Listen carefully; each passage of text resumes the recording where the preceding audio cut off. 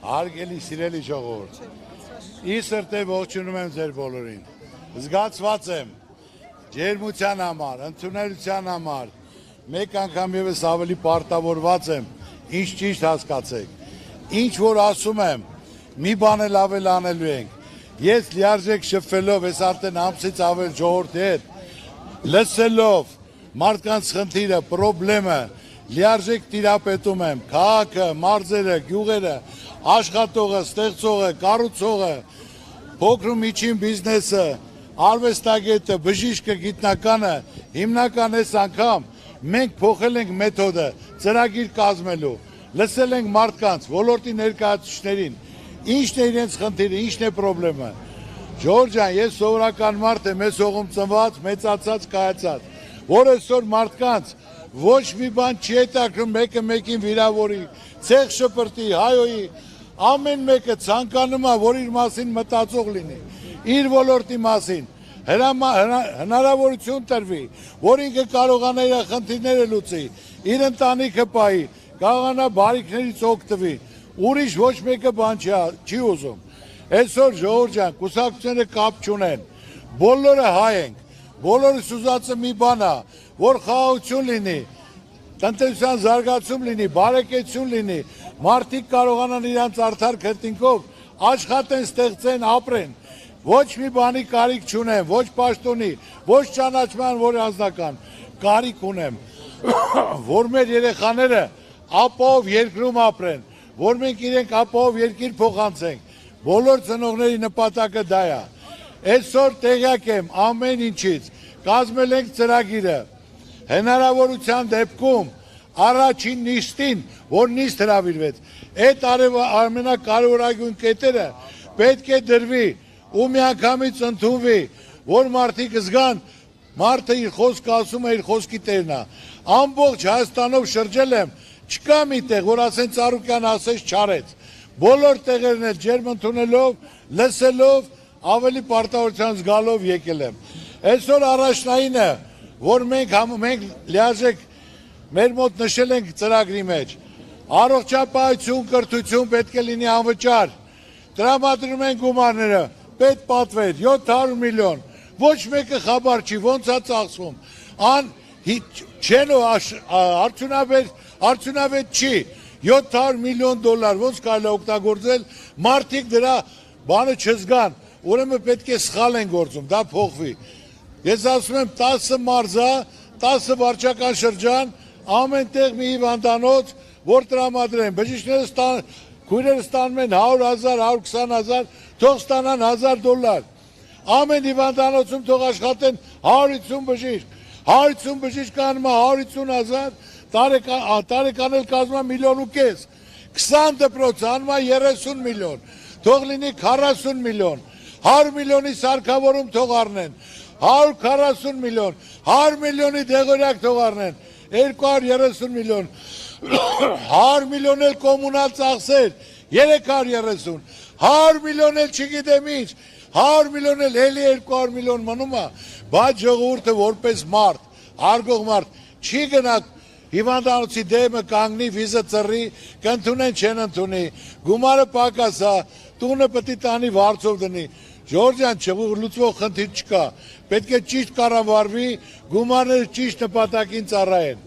Կրթությունը պետք է անվճար լինի, կրթության համար այսօր ծնողը չի կարող իր երեխայի վճարը վճարի, գիշերը չի քնում, որ հարկավոր ասենք այսօր մարդը ստանում է 200,000, կինը 120,000, իրանց գույքարկ վճարեն, սնունդը ապահովեն, հագուստը թե տանեն 1 միլիոն կամ 800,000 ուսման վճար վճարեն։ Այդ երկուսը անմիջապես ընդունվելու է։ Երրորդը, այսօր սաղ ժողովուրդը վարկի տակ է, ամեն տնից 2-3 հոգի։ Ճիշտ եմ ասում, թե ճիշտ չեմ ասում, ժողովուրդը։ Որ այսօր եղել է ժողովուրդը, ինքնակամ չի դա, ժողովուրդ ջան, տնտեսական ճգնաժամ է եղել, համաճարակ է եղել, 3 տարի կորոնավիրուս, պատերազմ, մարդիկ չեն աշխատել, տունը նստած, սնվել են, ընտանիք են պահել, առողջապահությանը հետևել, գուտակվել է վարկեր։ Պետությունը այսօր 15 միլիարդ պարտք ունի, որց է մեկը խաբարա, ժողովրդի վրա է օգտագործվել, ոչ։ կարելի է հիմա ավելացնել 1 միլիարդ 100 միլիոն մենք հաշվարկել ենք։ Եթե դա պետությունը ներումաշնորհում, ուրեմն 2 միլիոն 200 հազար մարդ անմիջապես այդ ճայճից դուրս է գալի։ Բրծնում է, դրամատությունն է բարձրանում,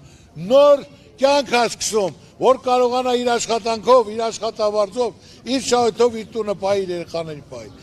Երրորդ հարցը, չորրորդը, ամենակարևորը Երևանի գույքարկն է, ժողովուրդ։ Այսօր գույքարկը որոշել է Երևանի, ոչ թե կադաստրի գնով, միանգամից շուկայական գնով 100% թանկացում,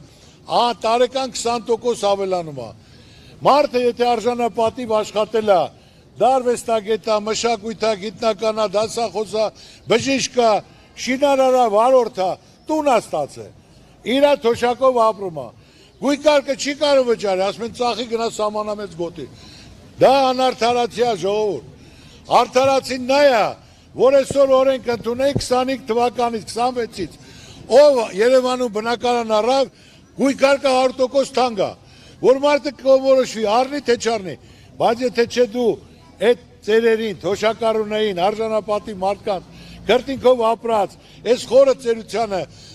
իրա բնակավարից, ծննդավարից հանելը, դա ոնց է արդարացի է։ Երկրորդը դա լինելու է գույքահարցի խնդիրը, որ անմիջապես դա պետք է կարգավորվի։ Կան էլի խնդիրներ, էլի հարցեր, վարկային տոկոսներն է, որ պետք է իջացվեն, եւ մեկ էլ ասենք այսօր Բերդերում, կալանավարերում տեղ չկա։ Մի 4 հոգանոց տեղը 20 հոգի են մնում։ Տնային կալանքներ են տալիս։ Ով մի բառ ասեց, հակառակվեց, անմիջապես կալանավորել, ձերբակալել։ 10 տարի էլ ներում ենք շնորհելու։ Հիմնական ասում եմ, այսօր պետք է քայլ կատարես քո ժողովրդին։ Սխալվել է մարդը, քայլ է կատարել, հնարավորություն տուր, մարդուն հանցագործ մի սարքի։ 10 տարից տունն էլ է քանդվում, մարդն էլ հանցագործ է դառնում։ Շանս տուր, թող գնացնի իր ընտանիքին, իր բալիկներին, իր ծնողներին, ընտանիք կազմի, ինքն էլ երախպարտապարտ լինի, որ սխալվել դեպքում մարդուն շանս է տվել։ Երկրորդ անգամ կատարի, մեղք իրա վիզը, ժողովուրդ ջան, մենակ հզոր մարդը կարա լավ քաղցր բարի բան կատարել, որ մարդիկ ուրախանան, ժողովուրդ, որը դա պարտադիր է, անմիջապես պետք է արվի։ Ամենակարևոր հարցը, ժողովուրդ ջան, երավ չխավորած խաղաղությունն է, ձեր ցավը տանեմ։ Այսօր ասում են խաղաղություն ենք բերել, թող ցույց տա խաղաղության թուղթը, որ իրոք ստորագրած է խաղաղություն, որ հարձակում չի լինելու, պատերազմ չի լինելու։ Ես ասեմ, մեր վարչապետը ճիշտ է, որ տես բան չի, տես թուղթ չկա։ Այսօր սահմանների վրա, սա Եղարքունիքով, Սյունիքով, Ջերմուկով, սարերի վրա նստած մեր հողերի մեջ,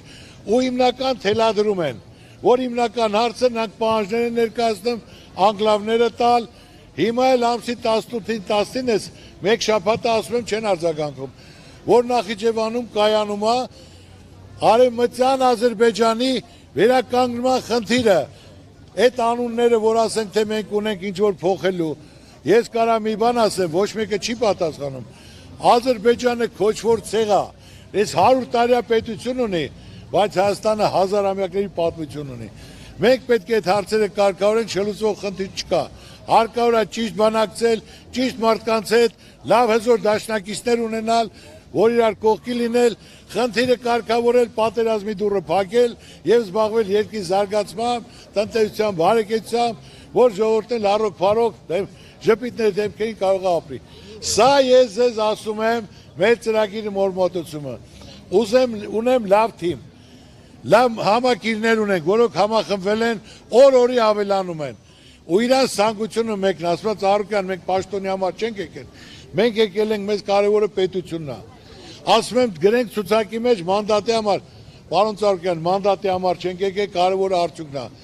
Ու իրոք դա կարանք անենք, մարդիկ որ փորձ ունեն, արդյունք են ցույց տվել, ու սրտացավություն ունեն իրենց ժողովրդի համար, իրենց երկրի համար, իրենց երեխաների ապագայի համար։ Այնպես որ ժողովուրդ ջան, որոշողը դուք եք, դուք պետք է կատարեք ընտրություն, ում ցանկանում եք, ում հետ հույս եք կապում, ես ոչ մեկի վրա ցեղ չեմ շպրտում։ Ինձ մինչև չվիրավորեն, ես իրանց չեմ վիրավորում։ Բայց իմ ընտանիքին էլ վիրավորում են, ես թույլ չեմ տալի իրենց ընտանիքին, որտեղ դա հզորության, հարգանքի նշան է, դա կլասի խնդիր է։ Երեխաները մեկ չեն գործ, ընտանիքը կապ չունի։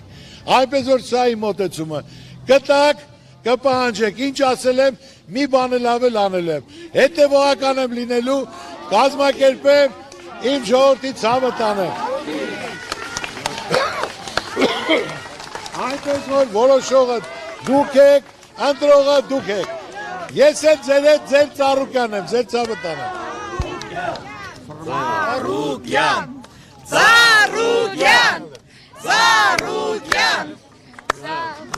Ժողովուրդ ջան, գնում ենք Քայլերթի։